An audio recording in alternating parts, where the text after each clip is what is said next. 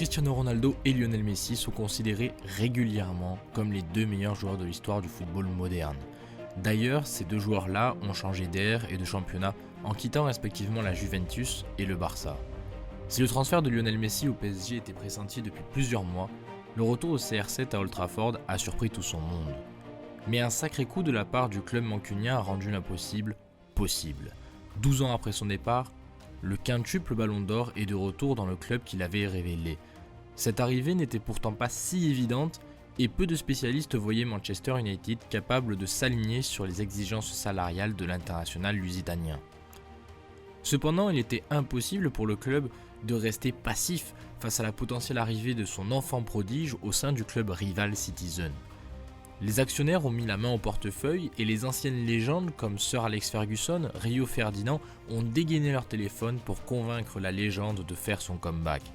Une stratégie affective et financière qui a su séduire Cristiano Ronaldo, mais aussi bon nombre de fans au travers du monde, ravis de pouvoir se délecter du renouveau de cette romance passée.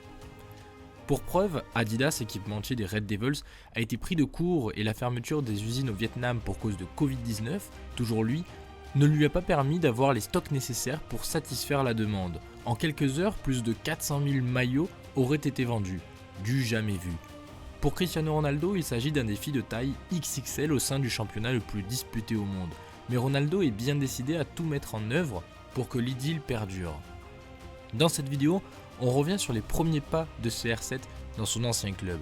N'hésite pas à t'abonner et à liker, ça fait toujours plaisir.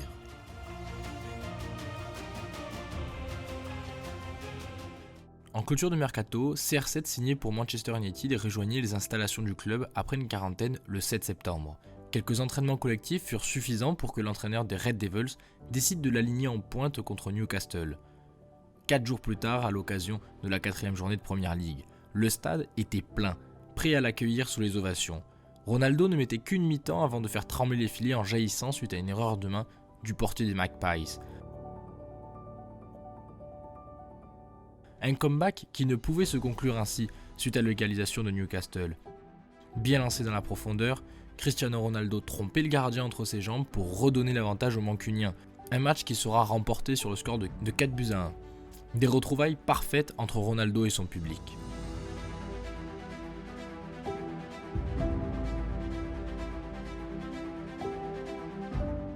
Trois jours plus tard, rendez-vous en Suisse pour défier les Young Boys de Berne. Ronaldo est titularisé en pointe et ne met que 13 minutes avant de scorer et de marquer son 3e but en 2 matchs sur un caviar de son compatriote Fernandez. Mais l'expulsion de Wan-Bissaka déstabilise l'effectif et offre des possibilités aux Suisses qui, par 2 buts en seconde mi-temps, remportent la partie.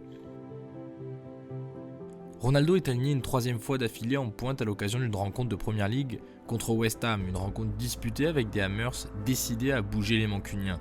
Après l'ouverture du score par l'intermédiaire de Benrahma, CR7 mettait les siens sur les bons rails en étant à la réception d'un nouveau caviar de Fernandez.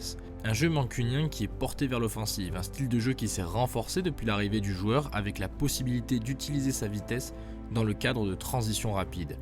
Cristiano avait la possibilité de doubler la marque à plusieurs reprises, mais manque son dernier geste, et c'est Jesse Lingard qui d'un super but a permis aux Mancuniens de ramener les 3 points.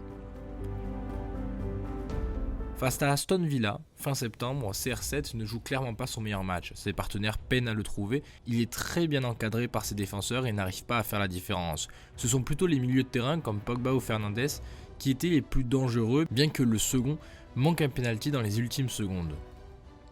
Une défaite 1-0 cruelle pour les Mancuniens. Malgré ce match, CR7 est essentiel dans le dispositif. Faisant preuve de maladresse face à Villarreal en Ligue des Champions, il est récompensé par un but à la 95e minute en fusillant le gardien. Il offre de cette manière une victoire précieuse pour son club et les supporters.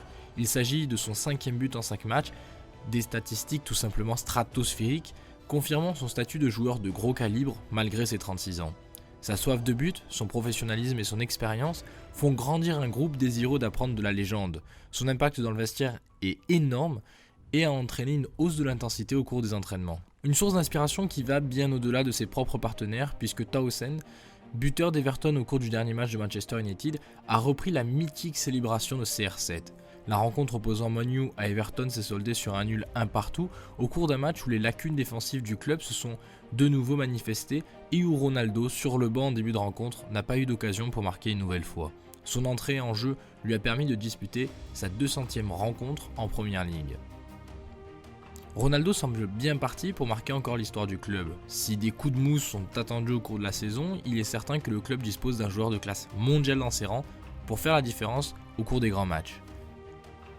C'est sur ces mots que cette vidéo prend fin, j'espère évidemment qu'elle t'aura plu, n'hésite pas à nous rejoindre et à liker également la vidéo. C'était H, tchuss.